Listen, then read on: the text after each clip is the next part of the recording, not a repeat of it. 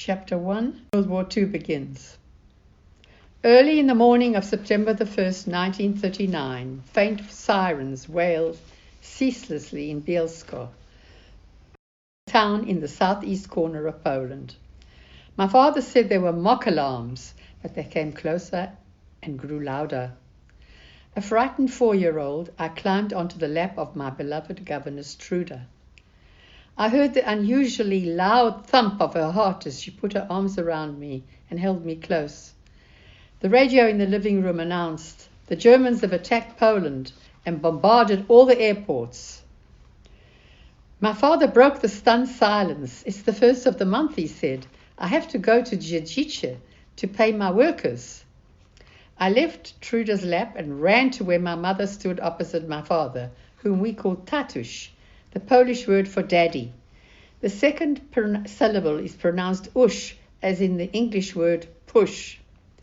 Tatuś was holding the hand of my sister Zosia, who was 8.5.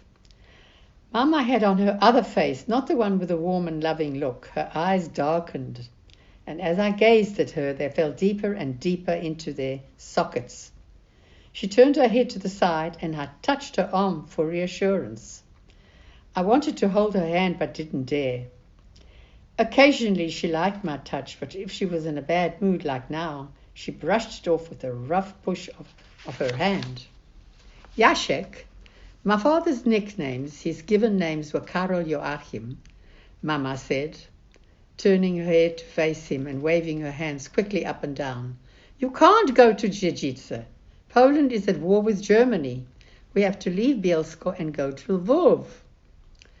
Tusha, my mother's nickname, her given name, which she hated, was Albertina. "You don't understand," he said, trying unsuccessfully to take hold of Mama's hands. "My workers count on me. I have to pay them. I will return as soon as I can." He packed his briefcase and set off by train to Dziedzice, 20 miles away. Mama ordered Truda to pack some of our belongings. I begged Truda to come with us, but she just shook her head and said, "I can't join you. But don't you worry, we will see each other soon. Choose which clothes and toys you want to take, because I'm only allowed to pack one small suitcase for you." I took 3 dresses on their hangers and ran down the long passage to my parents' bedroom. I asked Mama if I should pack those. "Can't you see how upset I am?" she shouted, slapping my behind. My mother had never hit me before, and still holding the dresses, I pulled away from her and ran back to Truda, who picked me up in her arms, murmuring small, soothing sounds. Mama seemed frantic to go, and she, Zosia, and I soon left the apartment and climbed into a big black taxi that would drive us 200 miles to Lvov, where her mother and brother and his family lived. Usually we would have taken a train for such a long journey, and I did not understand why we didn't do that now, and why we didn't wait for Tatuś. We had never packed so quickly before.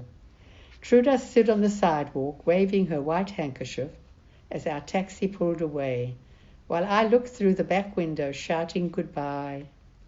I waved one hand frantically, holding my doll in the crook of my other elbow, until Truda disappeared into the narrow, winding road.